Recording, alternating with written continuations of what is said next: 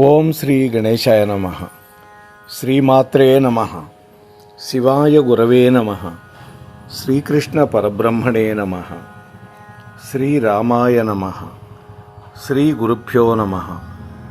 నారాయణం నమస్కృత్య నరం చైవ నరోత్తమం దేవీం సరస్వతీం వ్యాసం తతో జయముదీరయేత్. సచ్చిదానందరూపాయ విశ్వోత్పత్యాదిహేతవే తాపత్రయ వినాశాయ శ్రీకృష్ణాయ వయం నుమః. యా దేవీ సర్వభూతేషు మాతృరూపేణ సంస్థితా నమస్తస్యై నమస్తస్యై నమస్తస్యై నమో నమః. ప్రియ భగవద్బంధువులారా, మోహనవాణి ఛానల్ ద్వారా ఈ వీడియోని వీక్షిస్తూ ఉన్నటువంటి భక్తామ తల్లులకు తండ్రులకు మునుముందుగా నా యొక్క నమస్కారాలు. 15వ తేదీ జూలై, ఆషాఢ శుక్ల పాడ్యమి. ఈరోజు నుంచి వారాహి నవరాత్ర ఉత్సవాలు మనం జరుపుకోబోతూ ఉన్నాం. మనలో చాలామందికి చైత్ర నవరాత్రుల గురించి తెలుసు. అంటే చైత్రంలో పాడ్యమి మొదలు ఉగాది నుంచి ఒక నవరాత్రులు, వసంత నవరాత్రులు. అలాగే శ్రీరామనవమి నుంచి రాముడి గురించి కూడా ఒక 9 రోజుల పాటు మనం చేస్తాం. అలాగే ఖచ్చితంగా 6 నెలల తర్వాత శరత్కాలంలో శరన్నవరాత్రులు మనం అందరం జరుపుతాం. ముఖ్యంగా మన బెజవాడ కనకదుర్గమ్మ దగ్గర అద్భుతంగా జరుగుతుంది, శ్రీశైలం మొదలైన క్షేత్రాల్లో. అలాగే మనందరికీ గణేష నవరాత్రులు కూడా తెలుసు. వినాయక చవితి మొదలుకొని ఒక 9 రోజుల పాటు గణేష నవరాత్రులు కూడా మనం చేసుకుంటూ ఉంటాం. అయితే ఈ ఆషాఢంలో వచ్చేటటువంటి వారాహి అమ్మవారి యొక్క గుప్త నవరాత్రుల గురించి చాలా తక్కువ మందికే తెలుసు. ఇటీవలే ఎక్కువ ప్రాచుర్యంలోకి వచ్చిందండి. మన ఉప ముఖ్యమంత్రి పవన్ కళ్యాణ్ గారు కూడా వారాహి దీక్ష పట్టుకోవటం కొంచెం ఎక్కువ ప్రచారం అయింది. మన దక్షిణ భారతదేశంలో ఈ పవిత్ర కాలాన్ని వారాహి అమ్మవారి ఆరాధనతో కూడా విస్తృతంగా ముడిపెడుతూ ఉన్నాం. ఈ ఆరాధనలో భక్తులు రక్షణ, శ్రేయస్సు మరియు ప్రతికూల శక్తులను తొలగించుకోవడం కోసం వారాహి అమ్మవారిని ప్రార్థిస్తారండి. ఆషాఢ మాసంలో జరుపుకునే ఈ నవరాత్రులు నిశ్శబ్దమైనటువంటి ఆధ్యాత్మిక సాధనలు చెయ్యాలి అనుకునేటువంటి వాళ్ళు, దైవం యొక్క ఆశీర్వాదాలు కోరుకునేటటువంటి వాళ్ళు, ప్రపంచంలో ఉన్నటువంటి స్త్రీ శక్తిని ఆరాధించాలి అనుకునేటువంటి భక్తులకి అత్యంత పవిత్రమైనదిగా భావిస్తారండి. ఇతర నవరాత్రుల్లో కనిపించే అంగరంగ వైభవంగా జరిగేటటువంటి వేడుకలకు భిన్నంగా ఈ ఆషాఢ మాసంలో వచ్చే నవరాత్రులని ఇంట్లోనే రోజువారీ ప్రార్థనలు, దీపాలు వెలిగించటం, మంత్రజపం చేయటం, అలాగే సాధారణమైన నైవేద్యాలతోటి ప్రగాఢ భక్తి ప్రపత్తులతోటి పాటిస్తూ ఉంటాం. మరి 2026 సంవత్సరంలో అధిక జ్యేష్టం వచ్చింది ఈ సంవత్సరం. అందుకని ఒక 20 రోజులు కొద్దిగా ఆలస్యం ఉంటుంది. అందువల్ల ఈ ఆషాఢ మాసం జూలై 15వ తారీఖు 2026వ తారీఖు ప్రారంభం అవుతుంది. అది జూలై 23, 2026ను ముగుస్తుంది. అంటే 9 రోజుల పాటు, 15వ తారీఖు నుంచి 23 వరకు. ఇందులో ఘటస్థాపన లేదా కలశ స్థాపన, దీనికి సుముహూర్తం ఉంటుంది. ఇది నవరాత్రుల్లో మొట్టమొదటి రోజున చేయాలి. అంటే 15వ తారీఖు, ఆ రోజు మంగళవారం. నగరాలను బట్టి సమయాలు కొద్దిగా మారే అవకాశం ఉంటుందండి. అయితే భక్తులు దృక్సిద్ధాంత పంచాంగం వంటి విశ్వసనీయ పంచాంగ వనరుల ద్వారా ఖచ్చితమైనటువంటి స్థానిక సమయాలు ఎల్లప్పుడూ సరిచూసుకుంటూ ఉండాలండి. అయితే ఈ ఆషాఢ నవరాత్రులని వారాహి నవరాత్రులని ఎందుకు పిలుస్తారు అనేక దక్షిణ భారతదేశ సంప్రదాయాల్లో ఈ 9 రోజులు శక్తివంతమైనటువంటి సప్త మాతృకలలో ఒకరైనటువంటి లలితాదేవి సైన్యానికి ఆధిపత్యం వహించేటటువంటి వారాహీదేవికి అంకితం చేయబడ్డాయండి. అంటే లలితా పరాభట్టారకి యొక్క సైన్యాధిపతి వారాహీదేవి. వాస్తవానికి విష్ణుమూర్తి ఆదివరాహ రూపం ధరించినప్పుడు ఆయన శక్తి స్వరూపిణియే వారాహి అన్నారండి. అలాగే కుమారస్వామికి కౌమారీ శక్తి, కుబేరుడికి కౌబేరీ శక్తి, బ్రహ్మదేవుడికి బ్రాహ్మీ శక్తి, శంకరుడికి శాంకరీదేవి, విష్ణుమూర్తికి వైష్ణవీ శక్తి. ఇలా ప్రతి దేవుళ్ళకి వాళ్ళ శక్తి స్వరూపాలు ఉంటాయి. ఇది ఆది వరాహమూర్తి యొక్క శక్తి స్వరూపం అండి. అయితే ఈ తల్లిని పూజించటం వల్ల మనకి జీవితంలో వచ్చేటటువంటి అవరోధాలు తొలగిపోతాయి. ప్రతికూలత ఉంటుంది ప్రతివాడికి, నెగటివిటీ అందులో నుంచి కాపాడి ఆ పూజించేటటువంటి కుటుంబాలకి ధైర్యాన్ని ఇస్తుంది. అలాగే ధనధాన్య వస్తు సమృద్ధిని ప్రసాదిస్తుంది. అటువంటి పరాక్రమ రక్షక దేవతగా పూజిస్తామండి. ఎందుకని అమ్మవారికి సైన్యాధిపతి అంటే మరి ఎంత రక్షణ శక్తి కలిగి ఉంటుంది. ఈ 9 రోజుల్లో వారాహి అమ్మవారిని పూజించటం వల్ల ముందు భయం తొలుగుతుందండి. భయమే పెద్ద శత్రువు ప్రతివాడికి. ఆ తర్వాత రెండోది ఆర్థిక ఇబ్బందులు తొలగిపోతాయి. కొంతమందికి దృష్టి దోషం ఉంటుంది. నరుడి దృష్టికి నాపరాళ్ళు కూడా పగులుతాయని ఒక సామెత ఉందండి. అలా దృష్టి ప్రభావాలు తొలగిపోతాయి. అలాగే వ్యక్తిగతమైన సవాళ్లను కూడా అధిగమించవచ్చు. ఇది చాలామంది భక్తుల యొక్క నమ్మికండి. అందుకే ప్రతి సంవత్సరం ఇంట్లో వారాహి అమ్మవారి యొక్క పూజ జరుపుకుంటారు.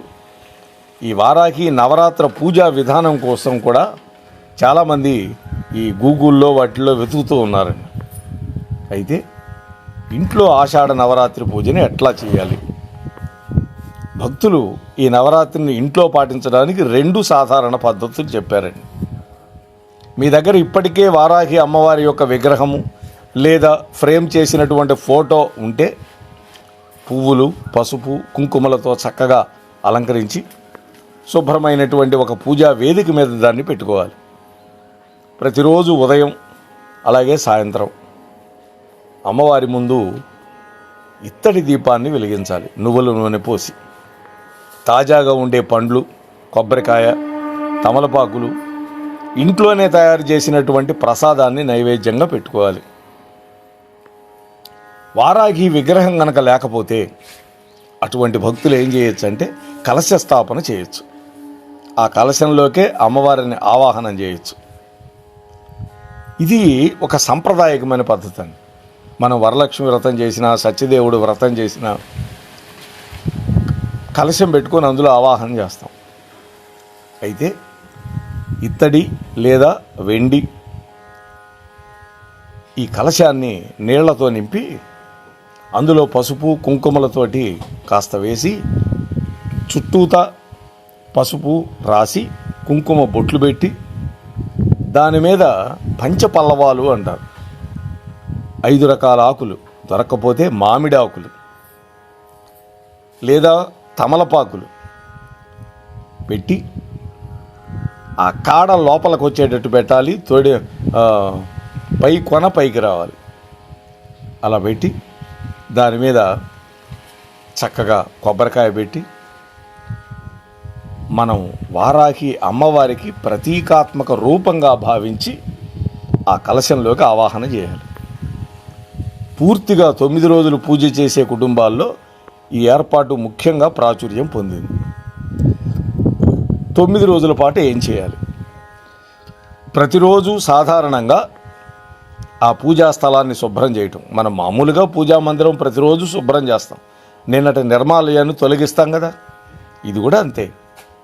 అలాగే చక్కగా ఆ దీపపు కుందులు కడిగి వాటిల్లో నూనె పోసి, నువ్వుల నూనె, ఒక 3 ఒత్తులు కలిపి ఒక ఒత్తిగా వేయచ్చు, లేకపోతే 2 ఒత్తులు కానీ 3 ఒత్తులు కానీ వేసి వెలిగించి తాజా పువ్వులు సమర్పించడంతో పూజ ప్రారంభమవుతుంది. చాలా కుటుంబాలు ఈ 9 రోజుల్లో లలితా సహస్రనామ పారాయణ, దుర్గా సప్తశతి పారాయణ, లేదు వారాహి అమ్మవారి యొక్క మంత్రాలు పఠిస్తారు. సాధారణంగా అమ్మవారికి కూడా ఒక గాయత్రి ఉన్నదండి. ఓం శ్యామలాయై విద్మహే హలహస్తాయ ధీమహి తన్నో వారాహి ప్రచోదయాత్. ఇది అమ్మవారి గాయత్రి. మరొకసారి అండి. ఓం శ్యామలాయై విద్మహే హలహస్తాయ ధీమహి తన్నో వారాహి ప్రచోదయాత్. ఇది చక్కగా ఈ మంత్రాన్ని 11 సార్లు లేదా 27 సార్లు, 54 సార్లు లేదా 108 సార్లు, మన శక్తి, మన సమయం. భక్తులు కేవలం పండ్లు, పాలు తీసుకోవాలి. సాత్విక ఆహారం, ఉల్లిపాయ, వెల్లుల్లి ఈ రెండూ లేనటువంటి సాత్వికమైన భోజనం మాత్రమే తీసుకోవాలి. అంటే అమ్మవారి దగ్గర మన మనస్సు నిలబడాలి అంటే సాత్విక ఆహారం తీసుకోవాలి. కలియుగంలో మానవులు ఉపవాసం చేయలేరండి. అందువల్ల ఎందుకని అనేక రోగ సంకలితులు, ఉగ్రరోగ సంకలితులు అంటాడు వ్యాసుల వారు. అందువల్ల లఘువుగా సాత్వికమైనటువంటి పాలు, పండ్లు, అలాగే సాత్వికమైన భోజనం చక్కగా తీసుకొని ఉండొచ్చు. ఉండగలిగిన వాళ్ళు ఏకభుక్తంగా ఉండొచ్చు, లేదా నక్తమైనా ఉండొచ్చు. పగలల్లా భుజించకుండా పండ్లు, పాలు మాత్రమే తీసుకొని రాత్రికి కార్తీక మాసంలోలాగా భోజనం చేయొచ్చు. వారాహీదేవికి మనం ఎటువంటి ప్రసాదం, నైవేద్యం పెట్టాలి? మనకి దేవీ నవరాత్రుల్లో ఒక్కొక్క రోజు ఒక్కొక్క నైవేద్యం అని మన వాళ్ళు పెట్టుకున్నారు. కానీ దేవీ భాగవతం ఎక్కడ చెప్పలేదండి. అయితే వారాహి నవరాత్రుల సమయంలో ఈ పవిత్రమైన 9 రోజుల్లో అమ్మవారికి ఏ ప్రసాదం సమర్పించాలి అనేది ఒక ప్రశ్న ప్రతి భక్తుల్లో, భక్తురాల్లో వస్తుంది. వారాహి అమ్మవారు వ్యవసాయము, భూమి యొక్క శ్రేయస్సు మరియు మన పోషణతో ముడిపడి ఉన్నదండి. ఆషాఢమాసం అంటే ఏమిటండి? మనకి చక్కగా వర్షాలు పడుతూ ఉంటాయి, తొలకరి జల్లులు వస్తాయి కదా. మనకి జ్యేష్ఠ పౌర్ణమి, ఏరువాక పౌర్ణమి కదా. అక్కడి నుంచి పొలం పనులు మొదలవుతాయి. భూమి దున్నకాలు, వర్షం పడితే విత్తనాలు నాటుకోవటం, ఇవన్నీ రైతులు చేస్తూ ఉంటారు కదా.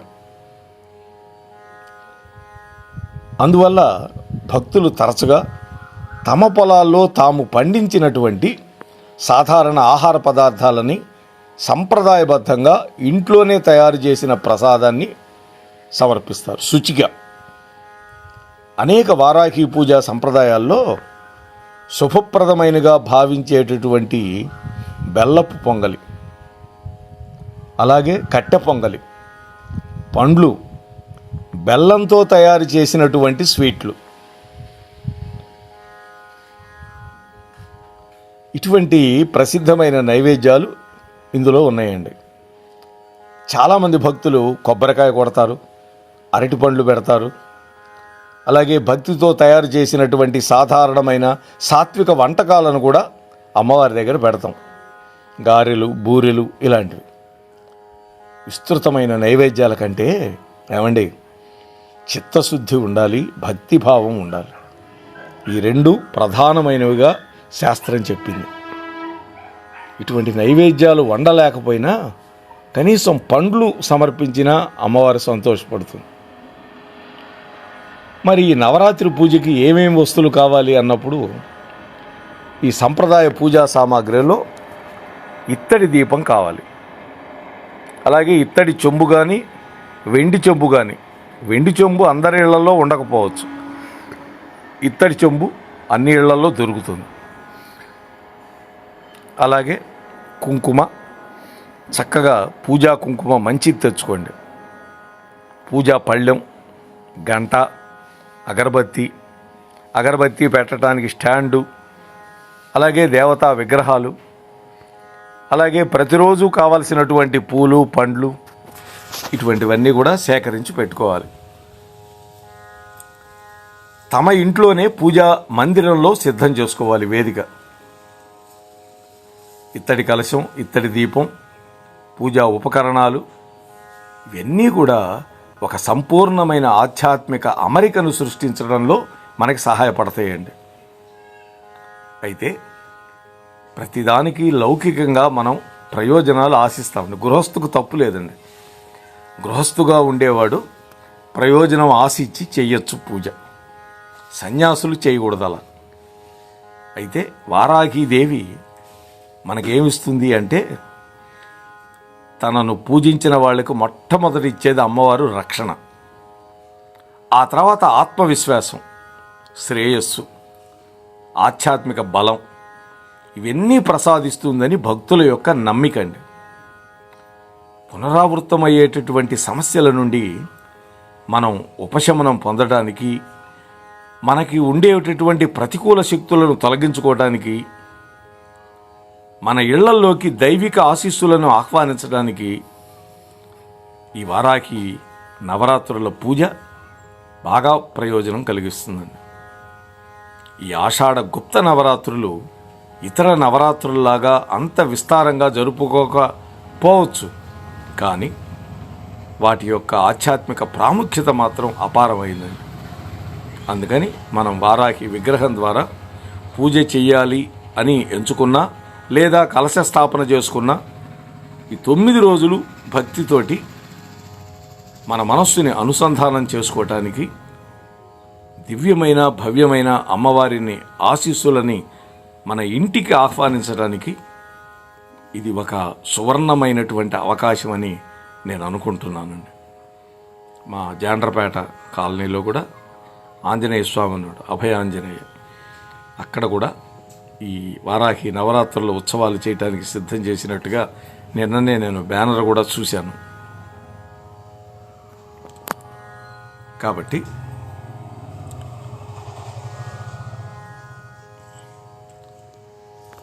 వారాహి పూజకి ఏ రోజు ప్రత్యేకమైనది?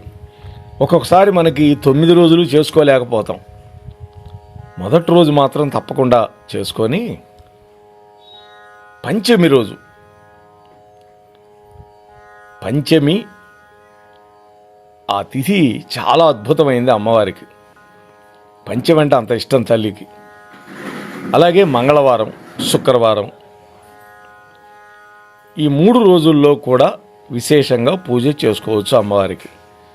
ఏది లేదు కుదరలేదు అంటే పంచమి రోజు చక్కగా చేసుకోవచ్చు.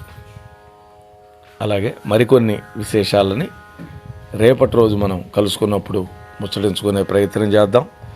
అంతవరకు స్వస్తి సర్వేషాం.